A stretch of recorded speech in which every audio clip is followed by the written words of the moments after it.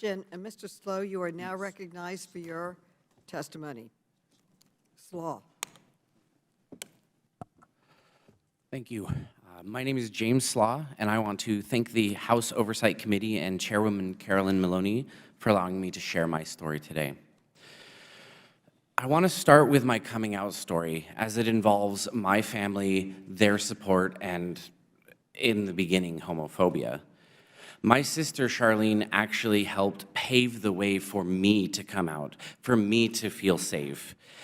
She was forced out of the closet by our mother and ultimately forced out of the house.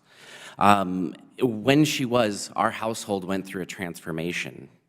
In the end, after a long process of learning and understanding, our mother chose her children and accepted who we are. It was this road that allowed me to feel safe enough at 24 years old to say, "Hey, Mom, I like guys," in a conversation. She recently passed away, but before she died, for the past 15 years, she became an advocate for our community. She chose love, and love will win in the end. And this goes especially in her religious circles who dehumanized us. The events of November 19th were a nightmare come true and one of my biggest fears. Right before midnight on the eve of the Transgender Day of Remembrance, my boyfriend John Carlos and I were about to leave Club Q when a shooter walked in. Several pops rang out, and I immediately felt a searing pain in my arm. I fell over on the ground knowing I had been shot in my right arm. It wasn't working, but I was able to call 911. I saw everyone on the ground, glass panes shattered, and blood running from my arm and chest where shrapnel had come through. John Carlos was next to me, shot in the leg, but thankfully alive. To my horror, my sister, Charlene, was bleeding out. She had been shot over 5 times. My heart rended as she tried to dial 911 with her good arm outstretched. I called out to her, and I heard no response. I don't want to imagine what may happen had the shooter not been taken down that night. 5 wonderful people were still murdered, and may we never forget their names. Ashley Paugh, Raymond Green Vance, Daniel Aston, Derek Rump, and Kelly Loving. We miss each of you. Club Q was a second home and safe space, not just for me, but for all of us. Outside of these spaces, we are continually being dehumanized, marginalized, and targeted. The fear-based and hateful rhetoric surrounding the LGBTQ+ community, especially around trans individuals and drag performers, leads to violence. It incites violence.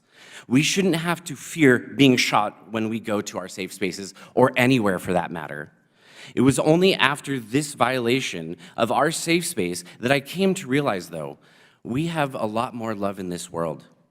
Before sunrise, we were already receiving messages from all over the world with affirmations of love. People who we have never met giving us their best wishes. A family friend immediately started a GoFundMe, and we've experienced a ton of support. When I left the hospital, I was brought to tears just by the memorial that had been created in front of the club, in front of my safe space. I want to thank the Colorado victims advocates who have been instrumental in our recovery and helping with funds, and of course the staff at GLAAD who have simply been amazing in helping me use my voice. Hate rhetoric from politicians, religious leaders, and media outlets is at the root of the attacks like at Club Q, and it needs to stop now. Rhetoric that makes people less than for being different. Rhetoric that threatens to silence what sports we can play, what bathrooms we can use, how we define our family, and who I can marry. Every American, especially those elected to positions of power, has a responsibility and a choice to use their words consciously. Hate starts with speech. The hateful rhetoric we've heard from elected leaders is the direct cause of the horrific shooting at Club Q. We need elected leaders to demonstrate language that reflects love and understanding, not hate and fear. I urge LGBTQ+ Americans and allies to join together today as one community. Hateful people want to drive us back into closets and to live our lives in fear, but we cannot be afraid. No bullets will stop us from being proud of who we are or will injure the support and love that exists in our community. Thank you.